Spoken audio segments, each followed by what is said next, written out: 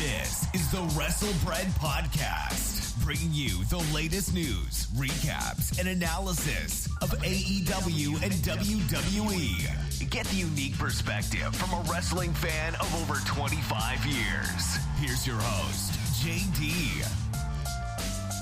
What's going on, guys? This is Jaydee here, and this is episode 67 of the WrestleBread Podcast.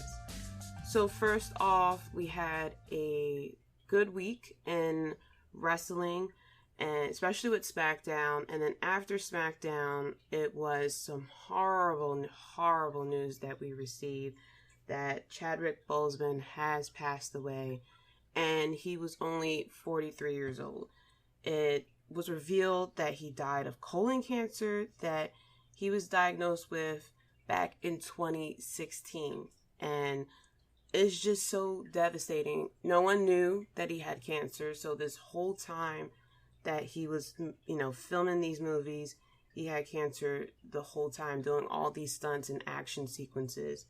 And it's just first of all, 2020 is a motherfucker. We still have 3 months left of this bitch. And it's just like one after another. I was so much in shock, and I'm still in shock.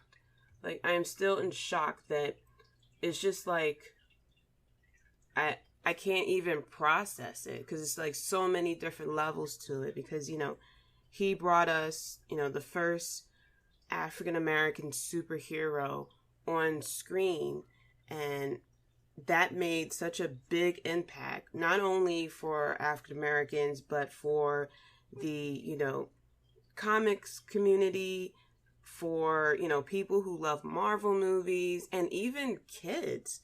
Like, I'm a parent, as, Black mother, how do I tell my kids when they, wonder, is there going to be another Black Panther movie? Or if another, Avengers movie come out, where's Black Panther? Like, how do we explain this to kids? It's just a very, we don't know how we're going to tell our kids that, the person who played Black Panther has died. Now, they had dealt with death before because of my grandmom had passed last year. So we had to have that discussion with them. But to really, and we lost her to cancer too. So to, talk about this all over again it's just a difficult conversation to have. So thoughts and prayers go out to his family. And, 2020, all of this is just a reminder that life is short.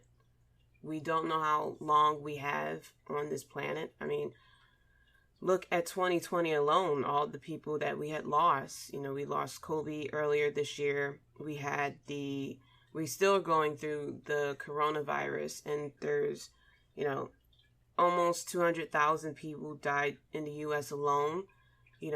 Countless more around the world.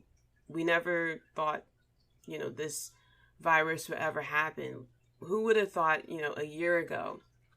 Heck, even in January 1st of 2020, that in a few short months, we can't even, see each other. We can't be near each other.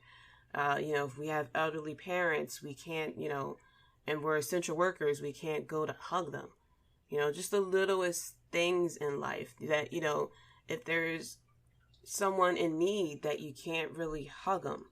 You can't go to movie theaters, you can't bowl, you can't do a lot. You can't even eat inside a restaurant. Just the littlest things, to be able to just go out somewhere. Can't do that right now. And it's just a constant reminder that life is precious. It really is. And this is a devastating blow to everyone. It's just crazy. Especially the fact that he did all this without... The craziest thing to me is that he had cancer for 4 years, and he suffered in silence. And his biggest legacy is for us to, enjoy and cherish what he has put out. I mean, he played Jackie Robinson, he played James Brown, he played Thurgood Marshall, he played Black Panther. I mean, there were people on there that was like, well, I hope he recorded Black Panther 2, which really isn't, that's not what's important right now. That's not what's important right now. I mean, he had stage 3 that progressed to stage 4. Does it suck that Black Panther may not happen? Definitely, but that's not what's important at this moment. At this moment, what is important is to, reflect on his legacy, cherish what we have, love the fact of what he gave us. He gave us something that we haven't had in a very, very long time. For, all of us fans who love comics, who love, superheroes and things like that. He gave us something that we hadn't had on screen in a very long time. It's just awesome. And I know a lot of us may go back through the Marvel universe and rewatch these movies and stuff like that. And the thing that popped in my head this morning, still thinking about it, was the scene from the Avengers Endgame where Captain America was about to face Thanos by himself, and you hear Falcon say, "On your left," and you see everyone you see the Doctor Strange portal opens up, and you see Black Panther come out first, and it's just like I think of that moment now, of seeing him come out and like the look on his face. So, rest in peace to Chadwick Boseman, and prayers and thoughts with his family. To lose someone to cancer is very devastating, especially for it to it takes a lot out of you. It takes a lot out of you. So definitely thoughts and prayers go to his family, that, his presence will always be with them, and his presence will be with all his fans. So going into what happened this short week with NXT, AEW, and SmackDown, and of course more news that's happening. We have a pay-per-view coming this Sunday, Payback. I don't think they did a tagline to this one, but I'm sure they would have loved to say it's a bitch, or, karma, or something like that. I think they should continue on with these taglines for these pay-per-view events. I mean, why not? So going into NXT, a lot has happened. First of all, Karrion Kross suffered an injury, and he has to relinquish the NXT title, which really sucks because I was hoping to see what this title reign would do for his character. And based off of that, William Regal announced off of the NXT advisory board, which I guess is a thing, that on Tuesday, they're calling it Super NXT Tuesday, or something like that. We're going to have a Fatal 4-Way, Johnny Gargano, Adam Cole, Tommaso Ciampa, Finn Balor, and it will be a 60-minute Iron Man match, which sounds so awesome, and I wish this could have been done in front of fans, because this would have definitely made match of the year if this was in front of fans. But we're going to get it at the Performance Center in front of the plexiglass and the banging on the plexiglass, which kind of gets on my nerves sometimes. I feel like they do it a little too much. We also had Tommaso Ciampa, who definitely is showing a lot of aggression. He wore a cool mask. I really couldn't see what type of mask it was. It kind of reminds me of, the symbol for the Punisher. He was off TV for 2 months, so he comes back, just attacking. He even attacks Jake Atlas after the bell. We also had Wade Barrett on commentary, which was 20 times better. I don't know what's going to happen with Morrow if he comes back. I don't know if he is home due to the virus. Well, probably not, but it did say, I believe they said that there was a family situation that he had to go back home for. We also had Breezango versus Imperium, and Breezango are now champions, so definitely congratulations to them. more likely Imperium will go off to NXT UK, since that is coming back. The craziest thing is Breezango formed back in 2016, and neither Fandango or Tyler Breeze has won the title. So this is their first title since they started at WWE, which is crazy. But definitely happy for Breezango. They definitely deserved it.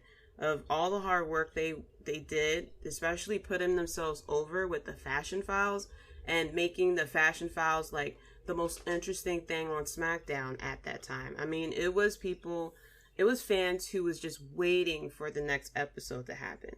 And, you know, we were hoping that it would be a series on WWE Network, or maybe a series on YouTube or something. But like all good things that organically come about, it gets canceled and, you know, swept under the rug. So congrats to Breezango. I'm very interested to see what they're going to do with the tag team titles. We also had Isaiah Swerve versus Santos Escobar for the Cruiserweight Championship. This was a great match.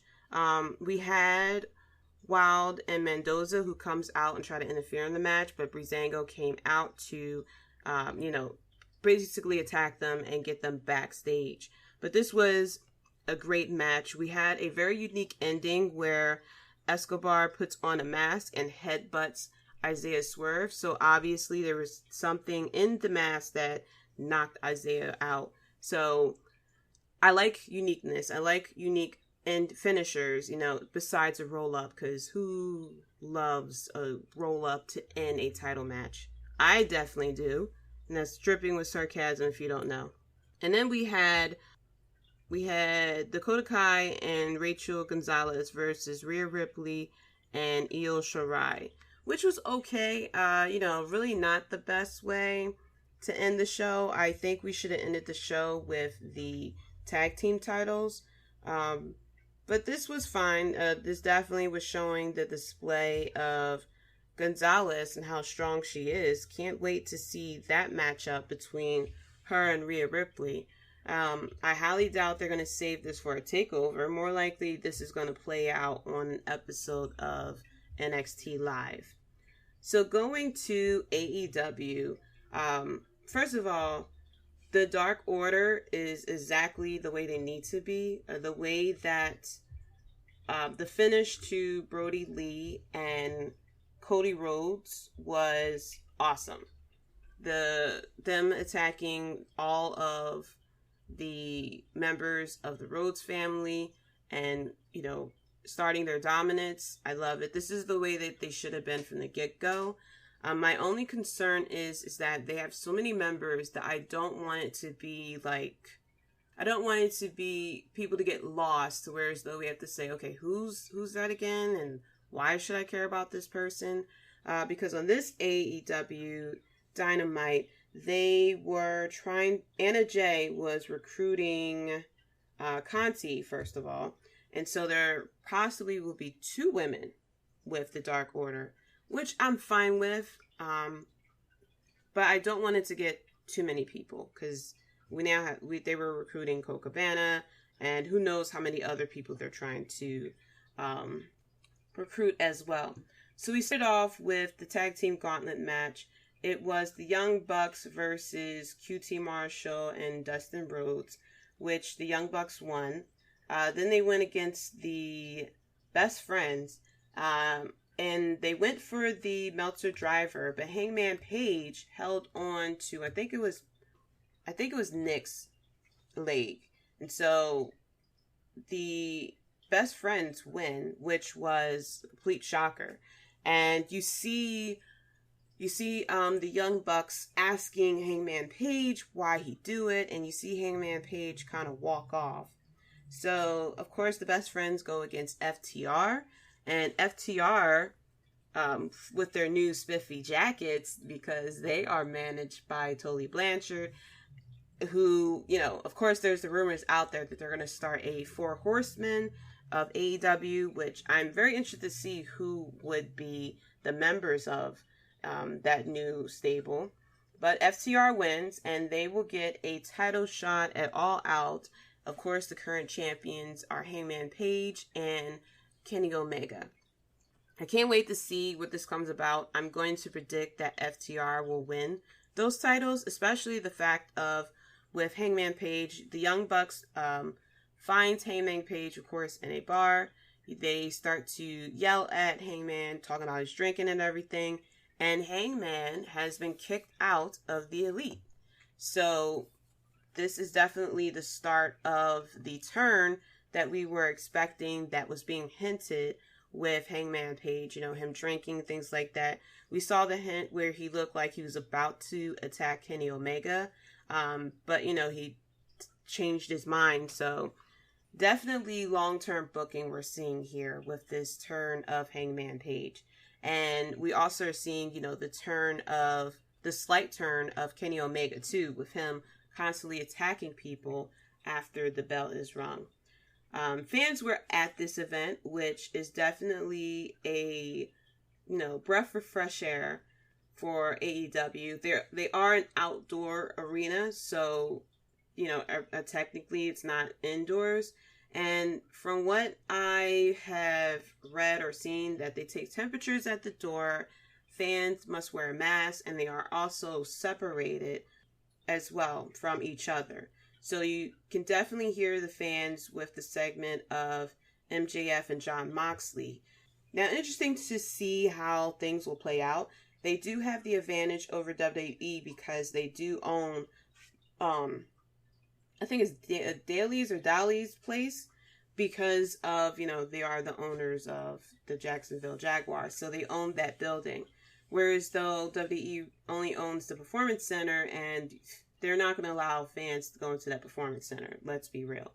So it looks like WWE is just going to stick with the virtual fans until Vince McMahon, you know, decides to, you know, start to have fans come in for the arena, which I'm interested to see how that's going to play out. Of course, WWE has a much bigger fan base than AEW, so I don't know if WWE is going to stay in one city or if they're going to go back to traveling around, because there's a lot of people who's going to try to get to whatever show they're going to have live fans at. I mean, I'm sure it's much of a pain to try to get into the WWE Thunderdome as well.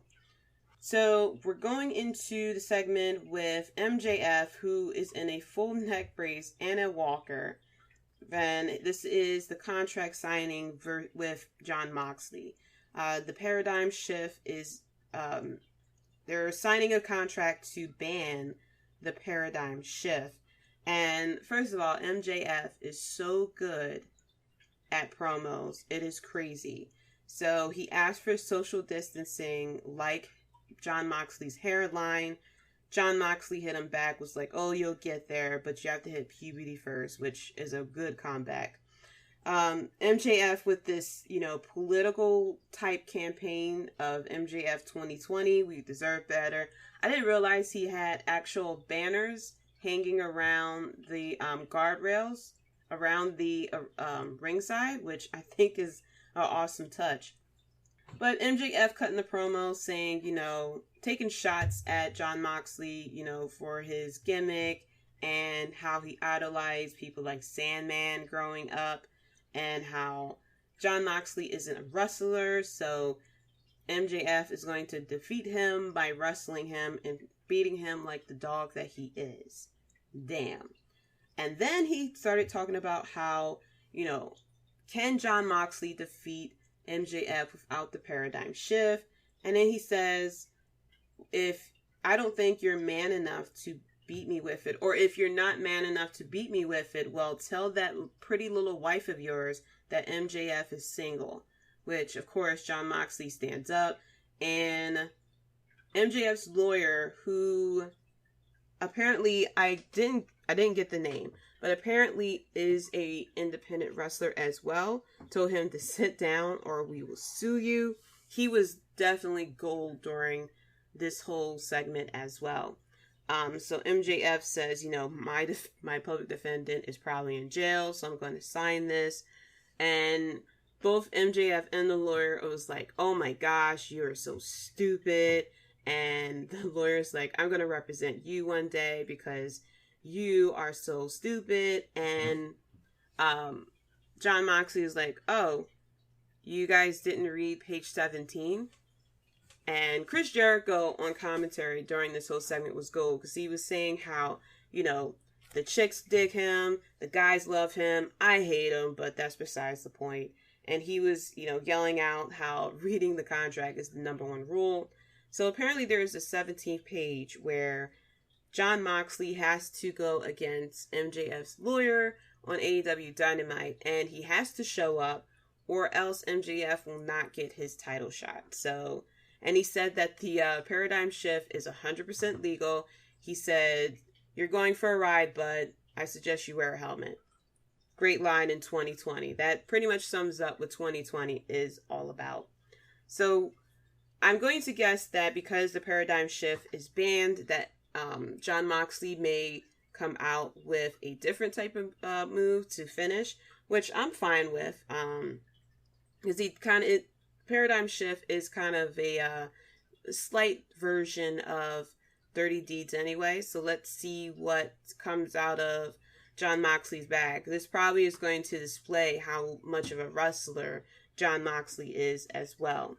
So we also got Sammy Guevara versus Matt Hardy, which was very hard-hitting. I mean, Sammy Guevara had a nasty gash on the side of his head. I didn't get a chance to see if there is any follow-up photos of how bad that gash looked, but it looked pretty nasty on TV. And then we also get the segment with Brody Lee and the Dark Order, and just talking about their dominance among us all. They carried out a casket and declared that the Rhodes family is done. Some members of the Rhodes family come out. What I really loved about this segment is the little things. So when Dustin Rhodes and QT Marshall comes out, you don't really see Brody Lee run away like you see in WWE, I have to say. You kind of see, or even in AEW, because I do see it sometimes in AEW. He turns around, he sees them, he kind of backs up a little bit because he knows that he has the numbers. He has that confidence. Then we had Matt Cardona, aka formerly known as Zack Ryder, comes out and starts attacking as well. And then you see Scorpio Sky comes out and he, stands toe-to-toe to Brody Lee. But Brody Lee knew he had the numbers, so you just see him kindly just walk off while the Dark Order takes care of them. So this was a good episode of AEW Dynamite, definitely. So then we come to SmackDown. And with SmackDown, we had the introduction of evil Chad Gable. I refuse to call him Shorty G. And he got squashed. So much for that. So this is going to lead to, of course, more likely a matchup between... it is a matchup that they were talking about during SmackDown. But I don't know if... it is an official match for Payback. So it is going to be Matt Riddle versus Baron Corbin at Payback. We also had the segment of the big storyline of SmackDown is Adam Pearce, who is a WWE producer who is trying to get signatures for the contract of the triple threat match for the Universal Championship of The Fiend, Braun Strowman, and Roman Reigns. He kept knocking on the locker room door of Roman Reigns, but he wouldn't answer, so he went to find The Fiend or Bray Wyatt. So Bray Wyatt was doing an episode of the Firefly Funhouse, and Adam Pearce comes in as Postman Pearce, which is pretty funny. Too bad that they kind of, like I said last week, they killed the magic of the Firefly Funhouse because you had Braun Strowman attack Bray Wyatt and drag him out to the backstage area. So we all know that it's backstage. It's not like a magical type of situation that we have here. But I did like the fact that when he came into the Firefly Funhouse, he showed up as Postman Pierce. So I don't know why I'm saying Postman Pete. Postman Pierce. So Bray Wyatt signs the contract for the Fiend, and he mentioned what he just signed was death warrants, which I thought was a cool line. So then he finds Braun Strowman, but he comes across Drew Gulak first, who hits Braun Strowman with a steel chair and then tosses it to Adam Pearce. It kind of reminded me of Eddie Guerrero a little bit. And so when Braun Strowman turns around, he sees Adam Pearce with the chair, and he gets Braun Strowman to sign then. And so he goes back to Vince McMahon, mentions how he can't find Roman Reigns. He keeps knocking on the locker room door and Roman Reigns won't answer. So he said, basically, you better make him sign. So before we get to that signing, we also had a promo of Bayley and Sasha Banks, where Bayley kind of kept making little jabs at Sasha Banks at the fact that she lost her title. Definitely like the long-term booking with these two, that we are getting cracks. But it's not like what WWE normally does, where you see one crack and then the whole thing shatters. That, there's one little crack and then it's getting just a little bit bigger and a little bit bigger. And we know it's about the crack, but we just don't know when and we don't know how. But this was a good segment to lead on to what we know is coming along. And it's just good enough to where as though whoever finally snaps, but more likely it would be Sasha Banks who's going to snap. It will be satisfying. It will be, that relief that we're looking for. We also had a backstage segment with Alexa Bliss. She was talking to Tamina for some reason. And we also had Nikki Cross, who displayed a mug that Alexa Bliss had given to her. We see Alexa Bliss with the Harley Quinn pigtails again. And she was saying how she decided she felt like her old self. She was happy and everything. And so Nikki Cross noticed that there was a little piece of her hair that was a little different. It was either braided or it was a little lock. I thought it looked like a little lock, but I think it was actually braided. And Nikki Cross was kind of warning her, like, maybe you shouldn't do this. I don't know if this is a good idea. And she was like, why? And she said, well, it kind of reminds me of The Fiend. And you just see Alexa Bliss goes into like a little trance. She like stares off and then she like starts snapping and she takes the mug that Nikki Cross had in her hand and break it, and you see her storm off. And so I'm liking this. I'm very glad that they didn't abandon Alexa Bliss with this segment.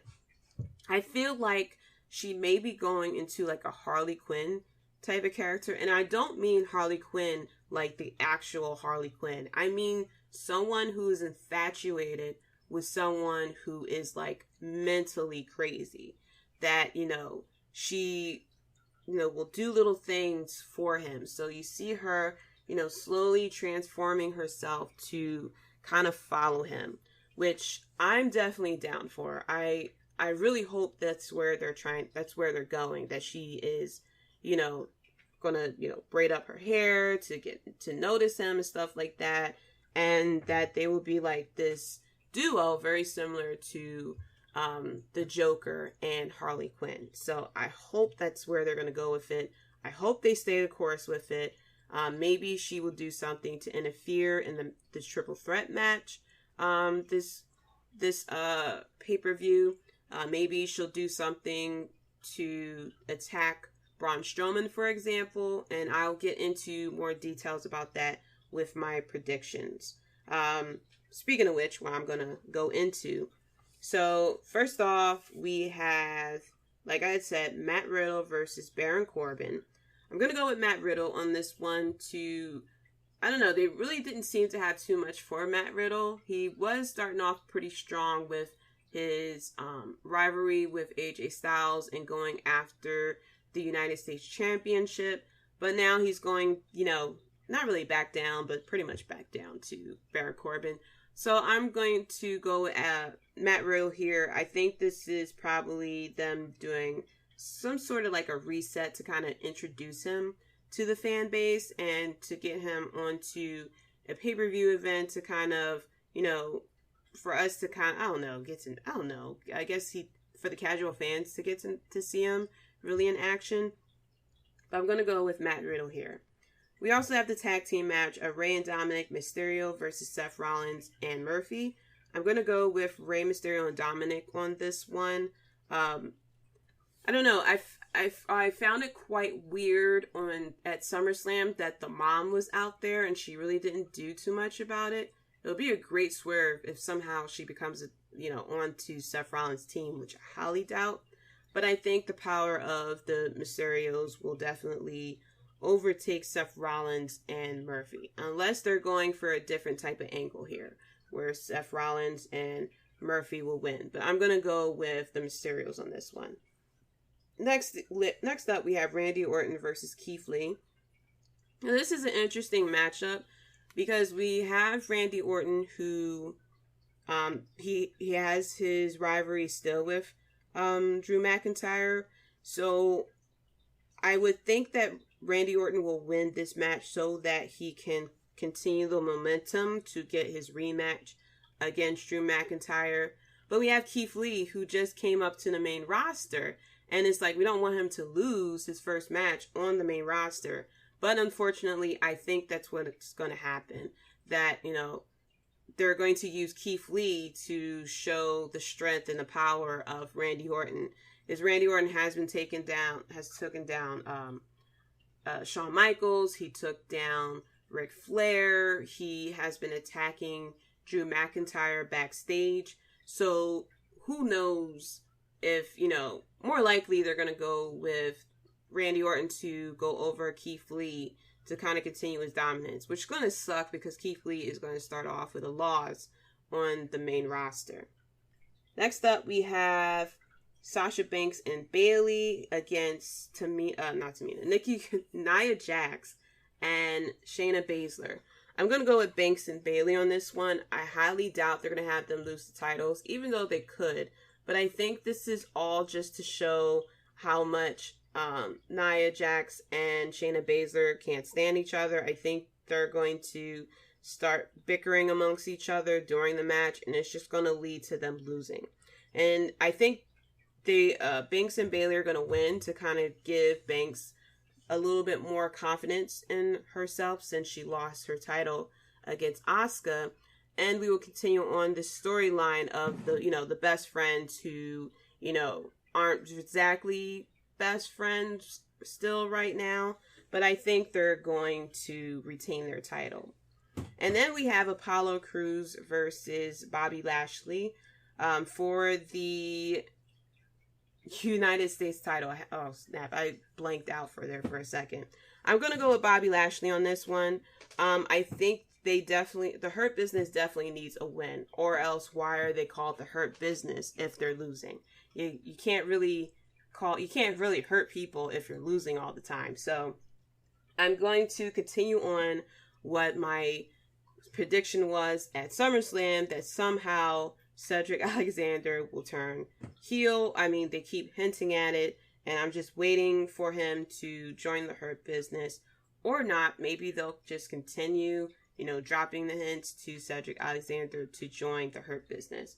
But I am waiting for Cedric Alexander to turn heel, and so I think this is how it's going to happen, with him helping Bobby Lashley to win the United States Championship.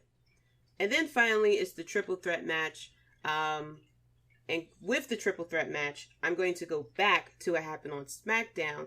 So we finally had Adam Pearce knocking on Roman Reigns' door. Roman Reigns, he went into the locker room, and Roman Reigns turns the corner. So I don't know what type of locker room Roman Reigns have. But he shows Roman Reigns the contract. You see Roman Reigns reading it. He's not signing it right away. And then they go to commercial. A couple of things happen. We go back to Roman Reigns sitting there. He has the shirt that says "Wreck Everyone and Leave." And so Roman Reigns says something like, I'm going to go there, wreck everyone, and leave with the Universal Championship. And then he says, that's not a prediction. And I'm sitting here like, don't you dare finish that. And he finished it by saying, that's a spoiler. And you see him look over to his left, and the camera pans out, and motherfucking Paul Heyman is sitting next to Roman Reigns. Ladies and gentlemen, it is 2020. Roman Reigns is a heel, and he is a Paul Heyman guy. Cue the applause. Cue the pyro. If I had pyro right now, I will pop it off. Cue the pyro, the smoke, the lasers. After all these years of, I'm not a good guy, I'm not a bad guy, I'm just a guy. I'm just the guy. I'm Vince McMahon's guy. Now, we finally have him as a heel. This is like right up there with John Cena turning heel. I mean, all these years of Roman Reigns being stuffed down our face and everything, and we had a little bit, because after he defeated The Undertaker, he comes out, says, "This is my yard now," and I liked it when he did that, because I'm like, embrace it. You just defeated The Undertaker, who is a fan favorite. Own it. And basically, you're a heel. Own it and basically be heel. And then they went back and was like, it was bittersweet that I defeated The Undertaker, but, I'm not a good guy, I'm not a bad guy, I'm just a guy. No! You're a heel to us. Embrace it. Turn. And we didn't get it, but we finally got it. And I am so happy that we have this right now. This is so fresh. It's so fresh and new. WWE is very interesting again because we have a really good heel. We have Roman Reigns, who is a Paul Heyman guy, which is another twist because of how much of a rivalry we had of Roman Reigns and Brock Lesnar, with Paul Heyman being next to Brock Lesnar. So obviously, Brock Lesnar probably isn't coming back for a while because, why do we need to come back? He was getting paid. He was getting paid so much money to sit at home. So he probably told WWE, I'm sitting at home till this shit is over. I'm not coming down to Florida. He's living a good life up in the snow with Sable. Why he gonna come down to Florida to, in the middle, now that we have the Thunderdome, he'll be in front of a bunch of TV screens. But why would he come down to Florida if he's living a good life chopping trees and laying down next to Sable? I wouldn't come down to Florida, especially if I was getting paid so much money to even show up, 2-3 times a year? Brock Lesnar already got his money for the year. He gets paid I forgot the amount that he gets paid a year, but he's getting paid full-time salary to show up a couple of times a year. I wouldn't show up either. So now we have Paul Heyman, who, of course, was let go as Raw creative director, and now he's at SmackDown, which is another layer, because we have the shit with Carl Anderson and Luke Gallows, who's talking crap about Paul Heyman, and we had AJ Styles, who is not a Paul Heyman guy, and now Paul Heyman's on SmackDown with AJ Styles. So it's a lot of layers going on with Paul Heyman right now. But Roman Reigns is a Paul Heyman guy, and I am so down with that. I am 2 seconds away from buying that Wreck Everyone and Leave t-shirt. That's how great this is. I love when WWE swerves us and we don't see it coming. That's probably why they said at SummerSlam, you'll never see it coming. We have never seen Roman Reigns actually being a heel. So I am completely fine with that.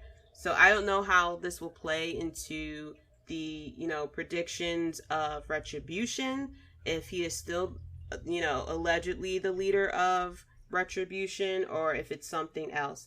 But back to this triple threat match, now it is difficult because we have the Fiend, who is the champion, who we love, and we hope this championship reign continues. We had Braun Strowman, okay, whatever. But now we got Roman Reigns, who is the Paul Heyman guy. And it's like, damn, I kind of want Roman Reigns to win. Which 3-5 years ago, if you had told me in a matchup of the Fiend, who is so over with the fans, Braun Strowman and Roman Reigns, that I would pick Roman Reigns to win the damn title, to take the title from the Fiend, I would have called you crazy. But like I had said, this is 2020. And I'm going for Roman Reigns to win that title, baby. Because I am a Roman Reigns fan right now. And this is crazy because I am loving this right now. I am loving this swerve. So I'm going to go with Roman Reigns. I think Braun Strowman is in this triple threat match to take the fall. I think maybe Alexa Bliss could probably enter herself into this matchup to, make Braun Strowman get distracted, and then he loses to Roman Reigns. And maybe this will cause a bit of a rift between the Fiend and Alexa Bliss, because it seems like Alexa Bliss is trying to get the Fiend, affection or something like that, because she's intrigued by him. And the Fiend is not really a person of love or, to really receive any type of affection. So maybe this will open up multiple layers to all these storylines. So going into a little bit of news, we had Kenny Omega show up at WWE Thunderdome this week. I didn't hear of anything else that had popped up with Thunderdome, and who knows what's going to happen at Payback. But that was interesting to see. We also had Chris Jericho, who came to terms with a trademark deal with WWE. So he let them have the rights to use his intellectual property with them, which is probably, the Money in the Bank, because it was his idea. And he's letting them, use footage of him while he was in the company. What Jericho gets on his end, I think he gets the names of his moves back, like Lionheart. I don't think he is getting his name Y2J back, but they have reached a trademark agreement, which is lovely for both sides, because I don't know what WWE would have done if they didn't have the Money in the Bank concept. Jon Moxley is named number 1 for the PWI 500, which some people like, some people don't really like. I am on the fence with it. Jon Moxley did have a great year, but I don't know, because Adam Cole is number 2, and I feel as though he had a great year too. Now, if we're talking about most improved as far as their status, Jon Moxley is number 1. But since Jon Moxley has come to AEW, especially after he won the title, he really didn't have that many great feuds until, of course, he got with MJF. After, between him and Chris Jericho, the feud between him and Brian Cage wasn't really that exciting. So, I guess it makes sense for Jon Moxley to be number 1. The way they rate who ends up number 1, so they go over win-loss record, technical ability, influence, success against the highest grades of competition, success against the most diverse competition, and then activity. So, interesting fact, Seth Rollins was number 1 in 2019, and Jon Moxley was number 20. So, the top 25 is Jon Moxley, Adam Cole, Chris Jericho, Drew McIntyre, Tetsuya Naito, I hope I'm saying these names right, Okada, Cody Rhodes, Seth Rollins, Kofi Kingston, AJ Styles, Keith Lee, Brock Lesnar, Kenny Omega, Roman Reigns, I keep forgetting how to pronounce his last name, but I think it's Aldinus, Bray Wyatt, Coda, Rush, Braun Strowman, Jacob Fatu, Will Ospreay, MJF, Aleister Black, Kento, and Walter. That's the top 25. So, very interesting to list. People are going back and forth between Jon Moxley and Adam Cole of who had the better year.